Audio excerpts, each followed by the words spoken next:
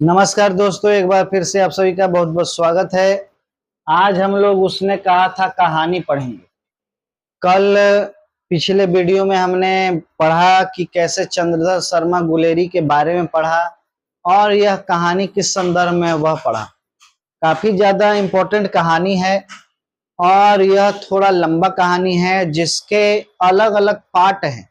इस कहानी के अलग अलग पार्ट हैं और पहले पार्ट में इस कहानी की शुरुआत होती है जिसमें एक लड़का है और एक लड़की है और दोनों अपने मामा के यहाँ आया हुआ है। दोनों की मुलाकात कैसे होती है, जान पहचान कैसे होती है, यह इस पहले पार्ट में दिया गया है।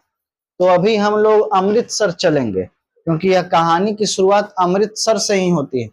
जैसे देखिए, तो इस पूरे कहानी को समझने के लिए यह पहला पार्ट इस कहानी का बहुत ज्यादा महत्वपूर्ण है।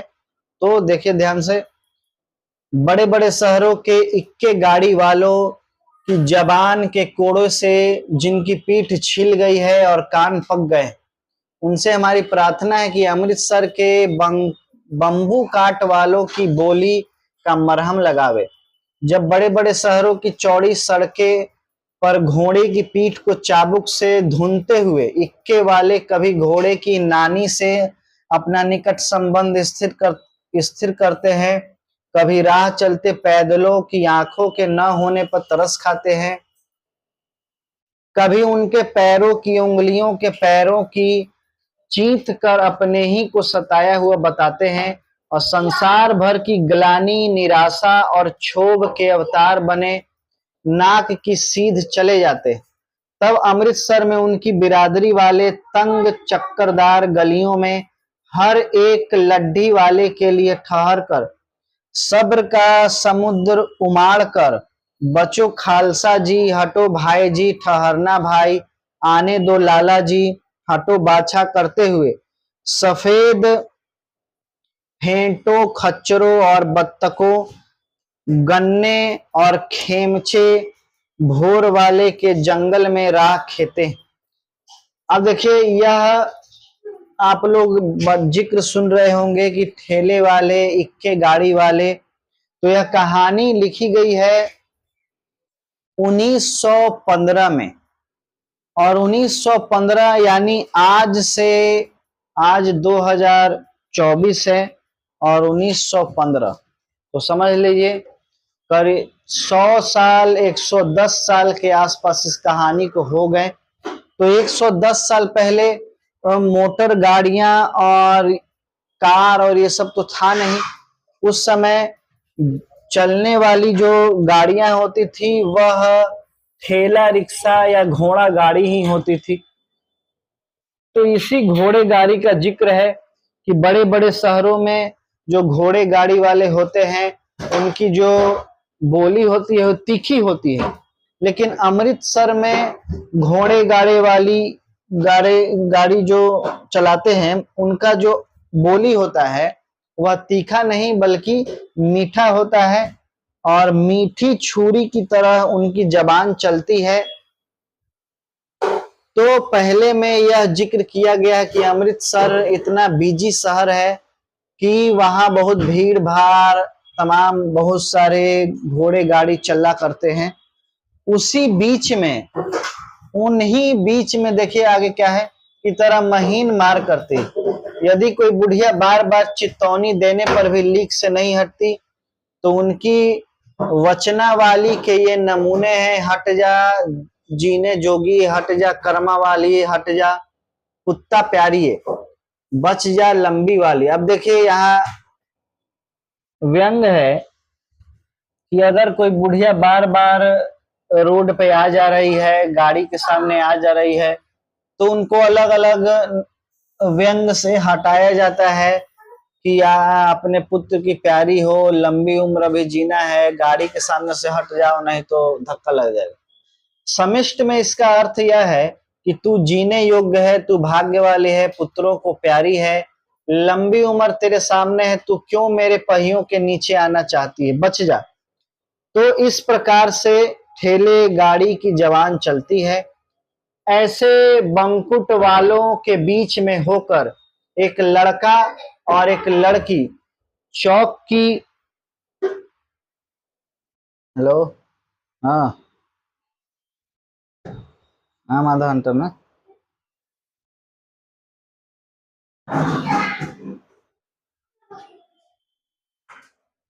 एक लड़का और एक लड़की चौक की एक दुकान पर आ मिले। तो देखिए कहानी यहां से शुरू होती है। भीड़ भाड़ का इलाका है, इधर उधर गाड़ियां आ जा रही है। गाड़ियां कहने का मतलब ठेले गाड़ी, घोड़ा गाड़ी, इस प्रकार की गाड़ियां बहुत ज्यादा बिजी आती जाती रही है। और उसके साथ साथ रोड पे बहुत सारे आदमी, यानी रोड जो है पूरा भीड़ भाड़ वाला इलाका है। और उसी भीड़ भाड़ में एक लड़का और एक लड़की एक चौक पर दुकान पर आ मिले। नहीं, अब भीड़ भाड़ था, एक लड़का एक लड़की जो है भीड़ से बचते हुए जहां मिले वह एक चौक था, वहां एक दुकान है। उसके बालों और इसके ढीले सुथने से जान पड़ता था कि दोनों सिख हैं। अब लड़का और लड़की दोनों सिख हैं। वह अपने मामा के केस धोने के लिए दही लेने आया था और यह रसोई के लिए बढ़िया। अब लड़का अपने मामा के केस धोने के लिए दही लेने आया था और जो लड़की है वह बढ़िया लेने आई थी। दुकानदार एक परदेसी से गुथ रहा था जो शेर भर गीले पापड़ों की गड्डी को गिने बिना हटता न था। तेरे घर कहाँ है? अब देखिए लड़का लड़की से पूछ रहा है कि तुम्हारा घर कहाँ है। मगरे में और तेरे मांझे में यह कहा, यहाँ कहाँ रहती। तो दोनों ने अपने अपने पिंड का नाम बताया। एक ने कहा कि मगरे में, दूसरे ने कहा मांझे में। अंतर सिंह की बैठक में वे मेरे मामा होते। मैं भी मामा के यहाँ हूँ, उनका घर गुरु बाजार में है। तो दोनों ही लड़का और लड़की मामा के यहाँ आई हुई है। दोनों लोग जो लड़का और लड़की है दोनों मामा के ही यहाँ। इतने में दुकानदार निबटा और इनका सौदे देने लगा। सौदा लेकर दोनों साथ साथ चले। कुछ दूर जाकर लड़के ने मुस्कुराकर पूछा, तेरी कुड़माई हो गई? अब दोनों साथ साथ चल रहे हैं और लड़का जो है लड़की से पूछता है कुड़माई हो गई। कुड़माई मतलब सगाई, तो उसको कहते हैं सगाई होना या छेका होना, जो भी कह लीजिए। इस पर लड़की कुछ आंखें चढ़ाकर धत कहकर दौड़ गई और लड़का मुंह देखता रह गया। तो इस पर लड़की शर्माते हुए वहां से भाग गई। दूसरे तीसरे दिन सब्जी वाले के यहाँ, दूध वाले के यहाँ अकस्मात दोनों मिल जाते।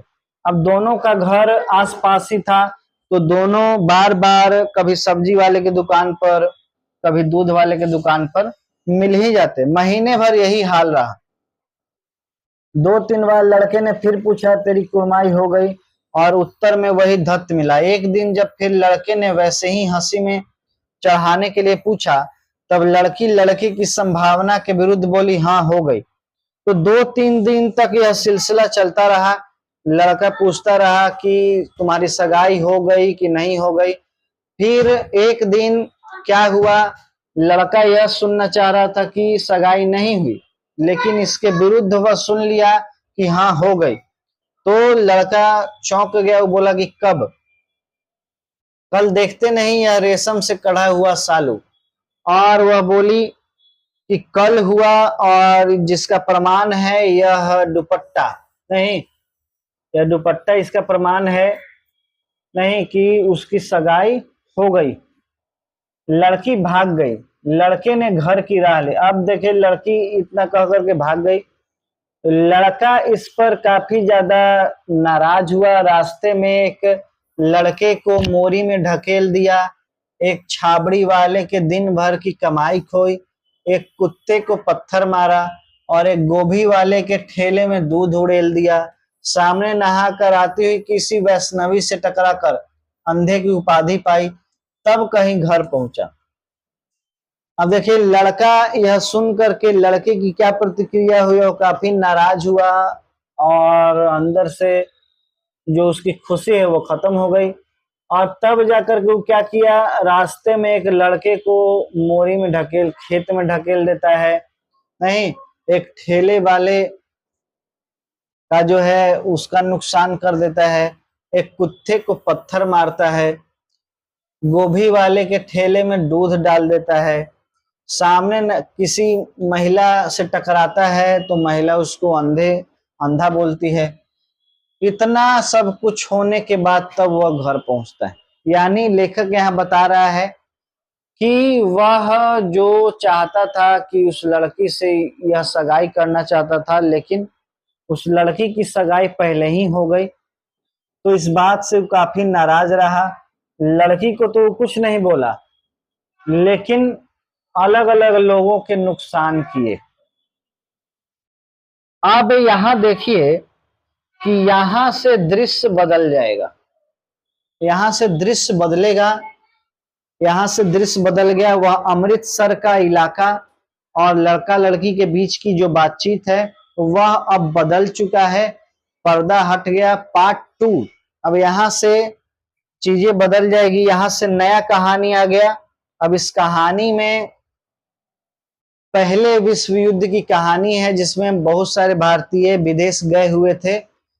इंग्लैंड के साथ मैंने आपको पता होगा कि भारत ने इंग्लैंड का साथ दिया था और विश्व युद्ध में इंग्लैंड के तरफ से लड़ने गए थे, तो बहुत सारे भारतीय विदेश गए थे युद्ध करने के लिए। तो अब वही युद्ध का यहाँ दृश्य आ गया, युद्ध का बात होगा। अब देखिए, राम राम, यह भी कोई लड़ाई है। दिन रात खंदकों में बैठे हड्डियां अकड़ गई, लुधियाने से 10 गुना जाड़ा और मेह और बर्फ ऊपर से। अब देखिए, युद्ध का जिक्र आ गया, सैनिक हैं और खंदक में बंद हैं, और चूंकि ठंड बहुत ज्यादा है और इतना चूंकि पश्चिमी इलाका है तो वहां ठंड काफी ज्यादा है, और लुधियाना से 10 गुना ठंड। पिंडलियों तक कीच में धंसे हुए, गनीम कहीं दिखता ही नहीं। घंटे 2 घंटे में कान के पर्दे फाड़ने वाले धमाके के साथ सारी खंदक खिल जाती है और 100 गज धरती उछल पड़ती है। इस गैबी गोले से बचे तो कोई लड़े। नगर कोट का जलजला सुना था। यह दिन में 25 जलजले होते हैं। जो कहीं खंदक से बाहर साफा या कोहनी निकल गई तो चटाक से गोली लगती है। ना मालूम बेईमान मिट्टी में लेटे हुए या घास की पत्तियों में छिपे रहते हैं। तो देखिए, यह अब युद्ध का दृश्य है और इसमें सैनिक खंदक में छिपे हुए हैं, बाहर गोलियां और बम बरसाए जा रहे हैं और खंदक में बैठे बैठे ठंड से हड्डियां अकड़ गई है सैनिकों की। तो यहां से युद्ध का जिक्र आ गया है। देखिए, लहना सिंह और 3 दिन। अब देखिए, लहना सिंह को कोई बोल रहा है कि और 3 दिन है, 4 तो खंदक में बिता ही दिए, परसों रिलीफ आ जाएगी और फिर 7 दिन की छुट्टी। अपने हाथों झटका करेंगे और पेट भर खाकर सोए रहेंगे। तो देखिए, 7 दिन का सैनिकों का शिफ्ट होता था कि 7 दिन सैनिक खंदक में रहेंगे, फिर उसके जगह दूसरे सैनिक आएंगे और उन सैनिकों को अब रेस्ट दिया जाएगा। तो वही बात बताया जा रहा है कि 4 दिन तो बीत गए हैं, 3 दिन और है, परसों रिलीफ आ जाएगा और फिर अपने हाथों से जो है मुर्गा या जो भी मांस काटेंगे और पेट भर के खाएंगे। उसी फिरंगी मेम के बाग में मखमल की सी हरी घास फल और दूध की वर्षा कर देती है, लाख कहते हैं दाम नहीं लेती। और यह सब कहाँ जाएंगे छुट्टी में? तो वहीं जहाँ रहते हैं वहां बाग बगीचा है, उसी बगीचे में यह सब जो है मांस मछली बना करके खाएंगे। और उसके बाद जो जिसका बगीचा है वह भी दूध और फल सैनिकों को खूब देती है, लेकिन पैसा नहीं लेती, क्योंकि वह क्या कहती है कि तुम राजा हो, मेरे मुल्क को सैनिकों को कहती है कि तुम मेरे मुल्क को बचाने आए हो, इसीलिए मैं तुमसे पैसा वगैरह नहीं लूंगी। 4 दिन तक पलक नहीं झेपी। बिना फेरे घोड़ा बिगड़ता है और बिना लड़े सिपाही। अब देखिए इसका अर्थ क्या हुआ कि बिना फेरे घोड़ा बिगड़ता है और बिना लड़े, अगर घोड़ा को सिर्फ ऐसे बैठा के खिलाते रहिएगा तो बिगड़ जाएगा। तो घोड़ा का काम है दौड़ना, इधर उधर भागना, तो वह उसका अपना काम करेगा। उसी प्रकार से सिपाही का काम है लड़ना, उसको चुपचाप से बैरक में बैठाए रहिएगा तो बिगड़ जाएगा, उसका मूड खराब हो जाएगा। मुझे तो संगीन चढ़ाकर मार्च का हुक्म मिल जाए, फिर 7 जर्मन को अकेला मारकर न लौटूं तो मुझे दरबार साहब की देहली पर मत्था टेकना नसीब न हो। पाजी कहीं के कलों के घोड़े संगीन दिखते देखते ही मुंह फाड़ देते हैं और पैर पकड़ने लगते हैं। यूं अंधेरे में 30-30 मन का गोला फेंकते हैं। उस दिन धावा किया था, 4 मील तक एक जर्मन नहीं छोड़ा था। पीछे जनरल ने हट आने का कमान दिया, नहीं तो सीधे बर्लिन पहुंच जाते। क्यों? अब देखिए लाना सिंह बता रहा है कि एक बार बस हुक्म दे दिया जाए कि जा करके जर्मन को मार गिराओ तो एक साथ 7 जर्मन को अकेले मार करके आऊंगा, नहीं तो आगे फिर बता रहे हैं कि एकदम जर्मन जो है एकदम डरपोक है, देखते ही मुंह फाड़ने लगते हैं, पैर पकड़ने लगते हैं और अंधेरा होते ही 30-30 मन का गोला फेंकते हैं, लेकिन जैसे ही सामने दिखेंगे वैसे ही पैर पकड़ लेंगे। एक बार तो 4 मील तक जर्मन को भगा के आया था।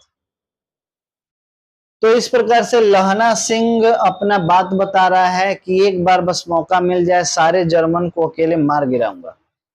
क्यों? सूबेदार हजारा सिंह ने मुस्कुरा कर कहा, लड़ाई के मामले में जमादार या नायक के चलाए नहीं चलते, बड़े अफसर दूर की सोचते हैं। अब देखिए उनका जो सूबेदार है वो कह रहे हैं कि नायक या जमादार युद्ध नहीं चलाता, बल्कि युद्ध अफसर चलाते हैं। अफसर दूर की सोचते हैं, कहाँ कितना भागना है, कहाँ कितना जाना है, वह सब अफसर के निर्देश में होगा, सैनिक के निर्देश में नहीं। 300 मील का सामना है, एक तरफ बढ़ गए तो क्या होगा।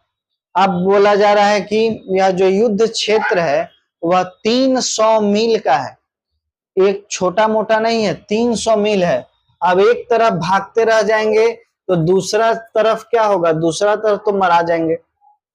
सूबेदार जी सच है, लाना सिंह बोला, पर करे क्या, हड्डियों में तो जाड़ा धंस गया है।